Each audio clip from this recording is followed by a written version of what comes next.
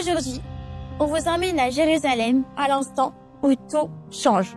Jésus fait une entrée totalement surprenante, loin des codes habituels. Au lieu d'un triomphe royal, c'est une entrée humble sur le chemin de Jéricho, montée sur une ânesse. Pas de soldats, pas de chars, mais des acclamations et des louanges. Qu'est-ce que cela signifie pour nous aujourd'hui? Restez avec nous pour découvrir le message caché derrière ce triomphe inversé.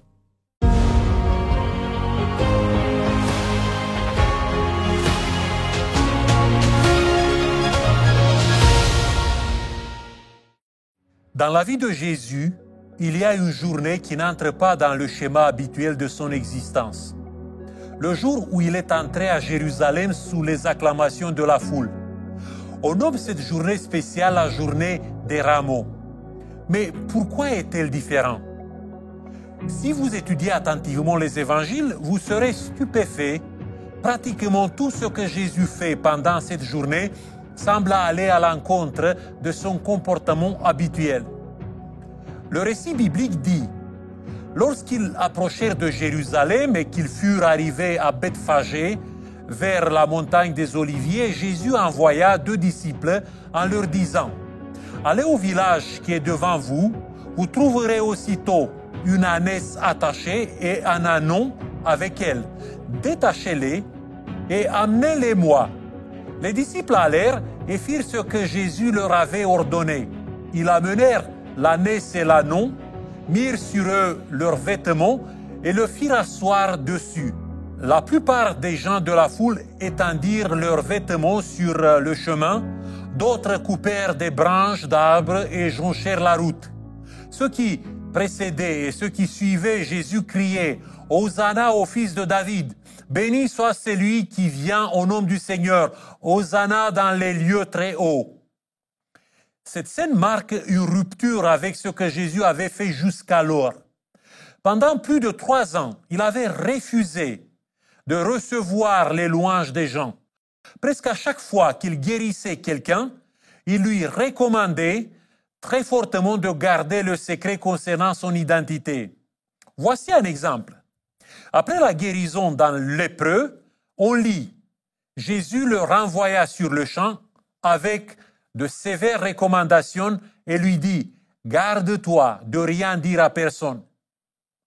Quelque temps plus tard, lorsqu'il a multiplié les pains et nourri des milliers de personnes, la foule et les disciples ont voulu l'enlever pour le faire roi. Sa réaction a été catégorique. Il se retira sur la montagne lui seul. À aucun moment, Jésus n'a accepté d'être glorifié ou appelé avec des titres pompeux. Le nom de Messie a été prononcé par les disciples dans un cadre intime, jamais par les foules. Il a préféré s'identifier par le modeste Fils de l'homme et toujours faire référence à sa position humble qu'il occupait dans ce monde. Et soudain, alors que les disciples perdent espoir de voir Jésus s'engager plus politiquement, il fait des choses presque impensables. Il improvise une marche triomphale avec les pèlerins qui le suivent depuis Jéricho. Les gens l'acclament comme un roi et le font entrer à Jérusalem en accompagnant son passage par des hosannas tonitruants sous les yeux écarquillés des habitants de la ville sainte. Les élites religieuses de la nation sont choquées et effrayées. Jésus ne bronche pas quand il est désigné par son cortège par le titre de fils de David. Seul le Messie, le sauveur du peuple d'Israël, pouvait porter ce nom, et personne d'autre. Et voilà que Jésus accepte sereinement de recevoir le nom le plus haut, le plus fort de la tradition juive. C'est incroyable. Toutefois, on est loin d'en finir avec les réactions empreintes de perplexité. Car si vous considérez le tableau du triomphe de Jésus avec les yeux d'une personne vivante au 1er siècle, sa manière de présenter son apothéose est étonnante. Le triomphe est une habitude au 1er siècle, mais pas à Jérusalem. En effet, c'est normalement à Rome que ça se passe, selon un protocole bien établi. L'empereur Auguste a limité cette cérémonie à la famille impériale.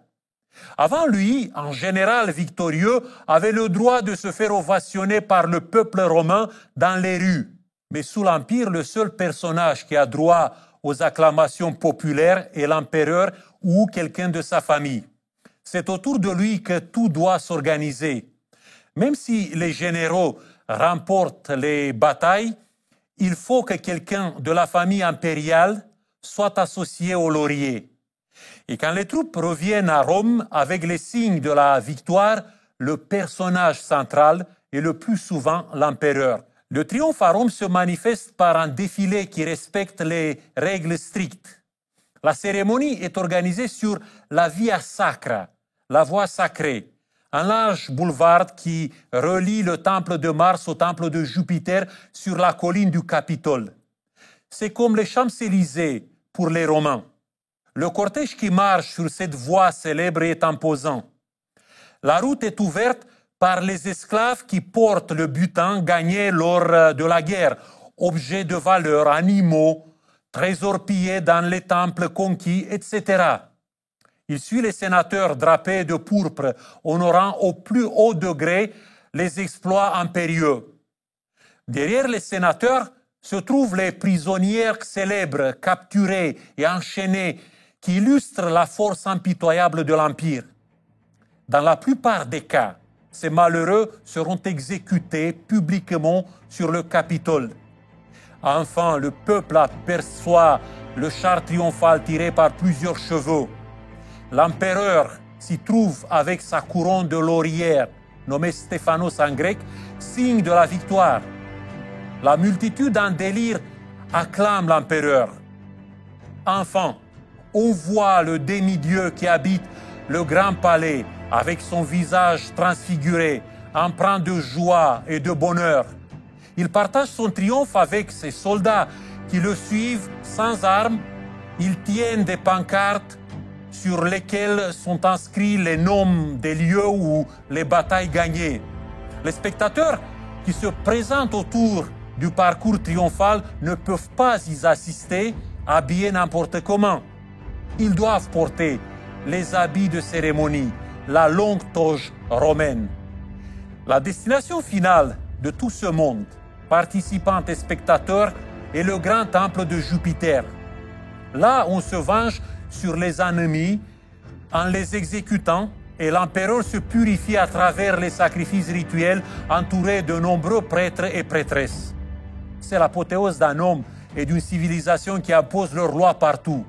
C'est le spectacle absolu pour celui qui a eu le privilège de le voir une fois dans sa vie et qui pourra le raconter des centaines de fois après. Revenons maintenant à notre tableau évangélique. Jésus fait également son triomphe. Mais c'est un triomphe inversé, révisité, qui transgresse toutes les règles du spectacle romain. D'abord, la route choisie pour le défilé est inappropriée. Au 1er siècle, il y a plusieurs voies qui permettent d'entrer à Jérusalem. La plus grande et la plus prestigieuse est la route qui vient de Césarée. C'est l'autoroute des convois militaires. La plus méprisée est le chemin de Jéricho. Quand Jésus raconte l'histoire d'un pauvre homme dépouillé et battu à mort par des voleurs, il place l'action sur cette route malfamée de Jéricho. Les gens qui l'empruntent ne sont pas très fréquentables, des brigands, des Juifs de Transjordanie ou de Galilée qui sont regardés comme des impurs par les habitants de Jérusalem. On peut la nommer la voie des bandits, la voie de la mort ou la voie des souillés, mais jamais la voie sacrée. En aucun cas, un roi qui se respecte ne l'emprunterait pour faire son entrée triomphale dans la cité sainte. Cependant, Jésus organise son apothéose ici, sur le chemin le plus maudit d'Israël. Les moyens de locomotion choisis pour créer son spectacle provoquent une surprise plus grande encore. Une ânesse et un ânon, les animaux les plus méprisés, utilisés pour les corvées les plus pénibles, jamais pour la parade. Si l'on veut épater les esprits et s'imposer aux gens fiers de Jérusalem, il faut avoir au moins un cheval ou une mule comme le roi David. Il est vrai qu'une prophétie de Zacharie affirmait que le roi attendu apparaîtrait devant le peuple sur un âne. Cependant, cette vision ne devait s'accomplir que lorsque tous les ennemis d'Israël auront été détruits et que la paix de Dieu régnera sur le pays. La figure attendue de tous est celle d'un super-héros qui dégage force et majesté. Quel fils de David pourrait être ce Galiléen, habillé comme un paysan et transporté par le symbole de l'humilité absolue? Quant au cortège, on n'en trouve pas de moine inspirant. Les pèlerins qui accompagnent Jésus sur la route de Jéricho sont des Juifs qui descendent à Jérusalem de Galilée ou de Transjordanie. Ils sont très mal vus par leurs frères de la capitale. Au 1er siècle, un bon croyant est celui qui respecte les prescriptions relatives à la pureté cérémoniale. Les compagnons de Jésus ont le triste renom de gens souillés. Ils vivent dans une mixité avec les païens, syriens, phéniciens, grecs. Ils touchent en quasi-permanence des personnes et des choses contaminées. Certains sont totalement infréquentables, comme les Hébreux de Géras, devenus des éleveurs de cochons. En entrant à Jérusalem à la tête d'une telle foule d'impies, Jésus crée la colère des chefs religieux de la nation. S'il veut vraiment être le roi du peuple élu, il ne peut pas se compromettre si bêtement. C'est un suicide politique et religieux de sa part. Le comble du scandale provoqué par ce triomphe surprenant orchestré par ce rabbi venu de Galilée se passe dans le temple.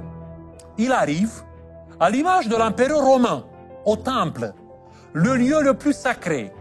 C'est la destination finale de Jésus. Et quand il entre dans la maison du Seigneur, l'ordre des choses établi par les maîtres des lieux, les prêtres, est bousculé, renversé. Il chassa tous ceux qui vendaient et qui achetaient dans le temple. Il renversa les tables des changeurs et les sièges des vendeurs de pigeons. Et il leur dit, « Ma maison sera appelée une maison de prière, mais vous en faites une caverne de voleurs. » Des aveugles et des boiteux s'approchèrent de lui dans le temple et il les guérit. Imaginez-vous un instant le tableau. Des tables renversées partout, des animaux qui courent dans tous les sens, des oiseaux qui s'envolent, les vendeurs et les banquiers, essentiels pendant la période des fêtes pour les gens venus de loin, sont chassés comme des poux. Et à leur place, une foule de malades et de gens en lambeaux envahissent les cours du temple en attendant d'être touchés et guéris par Jésus. Le lieu sacré est devenu pour quelques heures la maison des intouchables, la cour des miracles. L'indignation des grands sacrificateurs et des savants de la loi est grande. Jamais le temple n'a été profané ainsi. Dès le premier jour de son arrivée à Jérusalem, les ponts sont déjà coupés entre Jésus et les élites de la nation. La rupture deviendra plus profonde encore pendant la semaine qui va suivre. Le triomphe inversé, voulu par Christ, par Jésus, a mis en émoi. La foule et les témoins se sont probablement demandé « Que signifie tout cela ?» Quel message a voulu transmettre ce Galiléen atypique? C'est la même interrogation qu'on se pose toujours aujourd'hui, chaque fois que nous remémorons cette histoire. Loin d'être sans importance pour l'homme d'aujourd'hui, cette journée des rameaux est pleine de riches enseignements. Le triomphe inversé de Jésus nous interpelle et nous offre une vision sage qui nous aide à donner un sens nouveau à notre vie. Voici quelques leçons de grande valeur que les gestes de Jésus nous transmettent. Première leçon, la plus grande force de persuasion, le triomphe personnel, la réussite dans la vie, se trouve dans l'authenticité d'une personne et non dans la fabrication d'une image perfectionniste.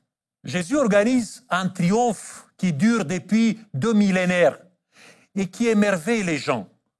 Il montre l'image véritable de sa personnalité, de ses valeurs, de sa mission. Il s'entoure d'éléments qui sont la simplicité, la modestie. Il transmet de la grâce, la compassion aux exclus de la société. Il met en évidence la maturité spirituelle des intouchables et des enfants qui, avant les théologiens savants, ont su que Jésus est plus qu'un rabbin.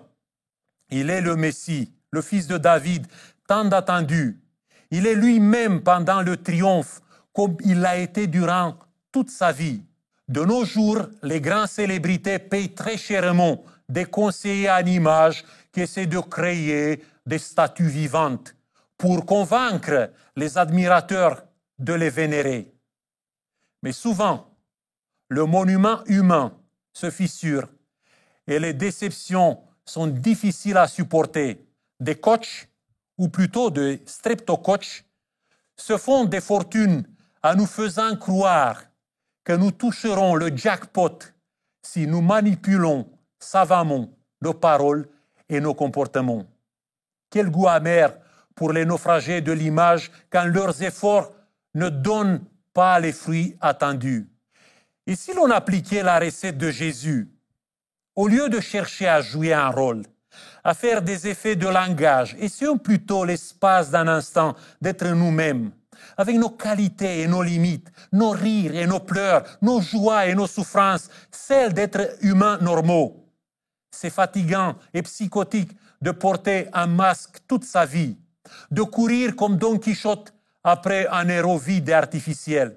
Dans son roman Guerre et paix, Léon Tolstoï crée un personnage qui cherche incessamment l'équilibre dans sa vie, Pierre Bezukhov. Fils illégitime d'un comte très riche, il reçoit un immense héritage à la mort de son père. Sa quête de soi le conduit à se marier avec la plus belle femme de Saint-Pétersbourg, à s'initier à la franc-maçonnerie ou appliquer les idées humanistes sur ses terres. Mais aucun rôle ne le satisfait et sa souffrance intérieure ne fait qu'empirer à chaque expérience identitaire nouvelle, jusqu'au jour où il rencontre un homme dans des conditions terribles, en prison, prêt d'être condamné à mort. Il est un homme vrai, authentique et serein, qui sait qui il est et pourquoi il vit. Son nom est Platon Karataev. Le peu de temps passé en compagnie du personnage change définitivement la vie de Pierre. Enfin, sa quête trouve une fin. Il comprend que le triomphe dans la vie tient à peu de choses et la clé se trouve dans l'authenticité. La deuxième leçon, la spiritualité la plus forte se trouve souvent là où personne n'y pense. Elle se trouve chez les impurs, les souillés et les intouchables. Ne confondez pas spiritualité et religiosité. Un homme spirituel est toujours à la recherche de l'essentiel de son existence. Il doute parfois, se remet en question souvent, cherche désespérément à progresser, à découvrir la vraie paix intérieure. Un religieux cache son existence derrière les barreaux des cérémonies et des règles de comportement. Il ne supporte pas l'incertitude et crée une forteresse de rituels où il pense être en sécurité. Mais ce château fort n'est qu'une prison qui l'éloigne de la vraie vie, de la réalité vécue par la plupart des gens. Pour réaliser sa mission et faire son triomphe, Jésus s'entoure des gens les plus surprenants pour la case des religieux, des pèlerins poussiéreux, impurs, méprisés. Mais avec eux, quelques semaines plus tard, commence l'histoire la plus étonnante, l'histoire du christianisme. Et malheureusement, on oublie souvent aujourd'hui l'investissement fait par Dieu avec des gens simples et humbles. Une troisième leçon apprise dans le triomphe inversé de Jésus. Le lieu d'adoration est sanctifié dans le partage de l'amour, de la générosité et de la compassion avec les gens les plus vulnérables. Le temple des sacrificateurs était une citadelle infranchissable pour les personnes qui avaient le plus grand besoin d'espoir et de paix, les malades et les souffrants. La place avait été occupée par les affairistes, les spéculateurs, les hypocrites qui avaient transformé la maison du Seigneur en une entreprise la plus profitable de Jérusalem. La vocation voulue par le maître des lieux avait disparu, comme souvent dans nos espaces d'adoration actuels. Nous avons toutes sortes d'établissements religieux, des monuments du silence, des clubs pour les saints, des fabriques pour les émotions positives. Nous prétendons qu'ils sont sanctifiés par des gestes contrôlés, par des paroles choisies ou par des rituels somptueux. Mais lisez encore une fois le récit biblique du triomphe de Jésus. Le moment où le temple a trouvé sa vocation véritable se trouve dans ces paroles de Matthieu. Des aveugles et des boiteux s'approchèrent de lui dans le temple et il les guérit. Enfin, la 4e leçon de la journée des rameaux nous donne une espérance en tout lieu et en tout temps. Le triomphe, la réussite dans la vie ne dépend pas de circonstances, du cadre géographique, historique ou social. Tu peux avancer dans la vie même si tu te trouves sur la voie maudite, la voie de Jéricho. Le succès ne se trouve pas dans la largeur du boulevard que la vie t'a réservé.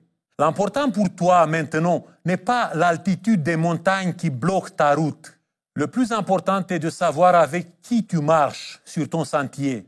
Il est possible que les circonstances soient cauchemardesques, mais si ta main est tenue par celui qui change la malédiction en bénédiction, tu peux faire ton triomphe, ton défilé. Quelques années plus tard, dans des situations difficiles, l'apôtre Paul écrivait « Remercions Dieu, par le Christ, il nous amène toujours dans le défilé qui fête sa victoire. Et il se sert de nous pour faire connaître le Christ en tout lieu. » Le 31 octobre 1517, Martin Luther, professeur de théologie à l'université de Wittenberg et capitale de la principauté de Saxe, afficha une protestation de 95 thèses contre les abus et le mercantilisme de la papauté.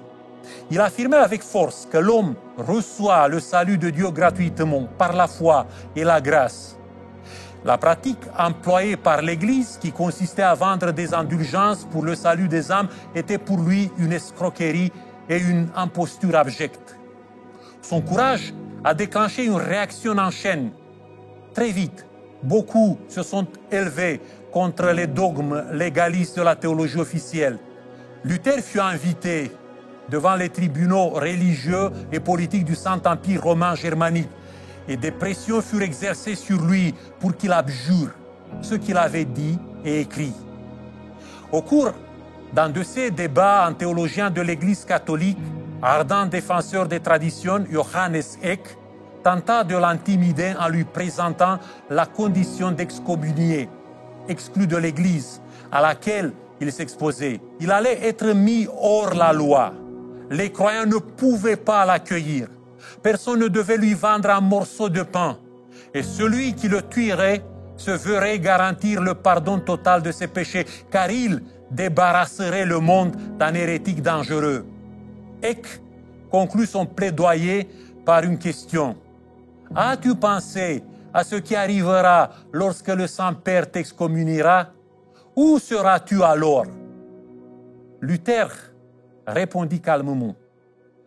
Alors comme aujourd'hui, je serai entre les mains du Tout-Puissant. Notre vocation est un triomphe, un succès total, malgré le chemin escarpé et fatigant que nous devons parfois emprunter, parce que nous ne le parcourons pas seuls, mais dans le char de triomphe de notre Dieu.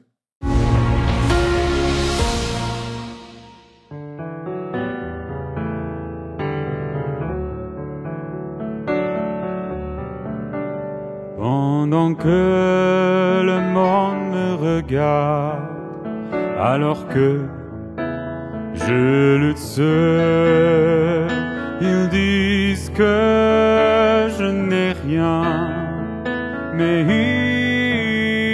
ils ont tort.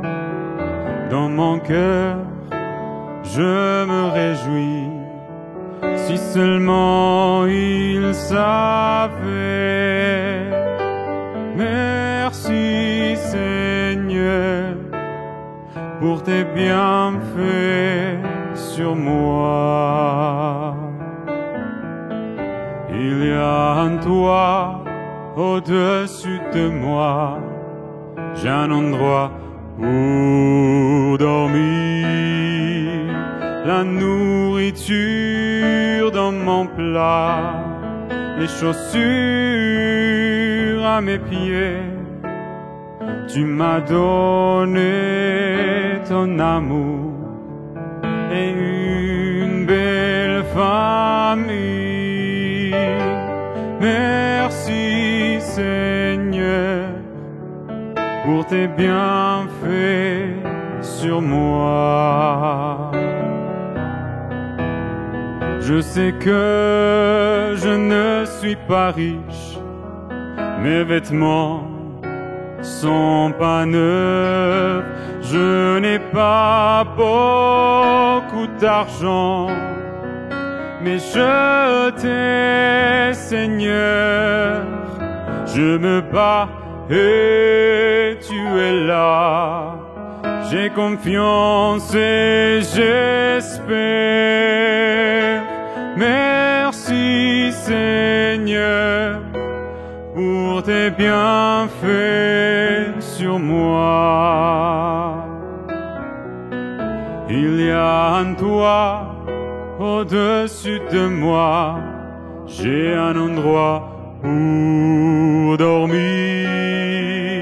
la nourriture dans mon plat, les chaussures à mes pieds. Tu m'as donné ton amour et une belle famille.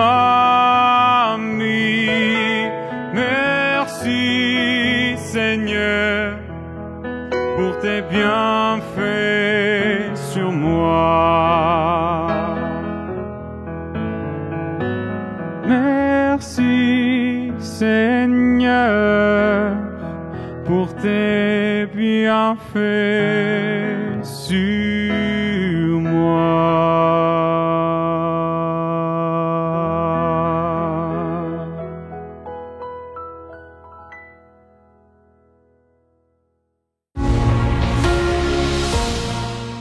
Nous sommes au 2e jour de notre série. J'espère que tu profites de tous ces éléments que nous partage Émile. Je suis David, pasteur à Eden Church, et ce que je retiens dans la conférence de ce soir, c'est cette scène incroyable. Jésus acclamé comme un roi avec une profonde humilité. Et c'est là toute la beauté du message de Jésus. Il ne cherche pas à impressionner les foules, mais il veut toucher les cœurs. Et toi, quel regard portes-tu sur la réussite? Est-ce qu'elle dépend des apparences, des titres, des fonctions qu'on pourrait te donner? Ou bien crois-tu que la véritable réussite, c'est d'être soi-même et de marcher avec Dieu? Si cette réflexion t'interpelle et que tu veux aller plus loin dans la découverte de Jésus, je t'invite à visiter le site monespérance.fr. Tu y trouveras des études bibliques, des articles et des vidéos pour approfondir cette aventure spirituelle. Et si tu veux aller encore plus loin, nous pouvons aussi t'envoyer une Bible gratuitement ou même le livre qui résume l'ensemble de cette série. Alors ne manque pas la suite de cette série captivante, car demain, nous verrons comment Jésus va continuer à nous surprendre. À demain.